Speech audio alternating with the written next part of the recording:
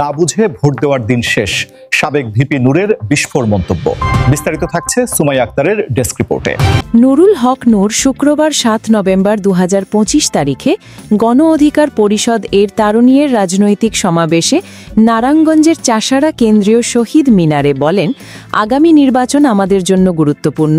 এই নির্বাচনের মাধ্যমেই নির্ধারিত হবে বাংলাদেশ কোন পথে পরিচালিত হবে।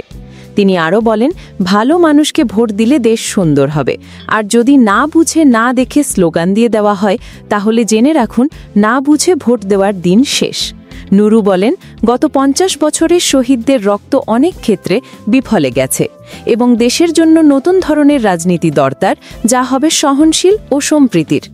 তিনি বলেন, মাদক সন্ত্রাস চাঁদাবাজ মুক্ত আগামীর সমৃদ্ধিশীল বাংলাদেশ গড়ার অঙ্গীকার নিয়ে তরুণদের প্রতি আহ্বান জানিয়েছেন।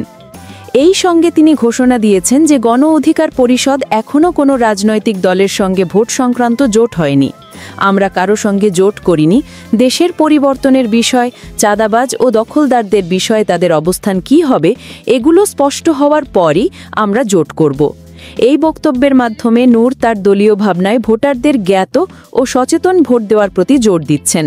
শুধু প্রতীক বা স্লোগানের ভিত্তিতে নয়, প্রার্থীর ইতিহাস, তাদের অবস্থান, গঠন ও নীতির ভিত্তিতে ভোট করার উপর গুরুত্ব আরোপ করেছেন।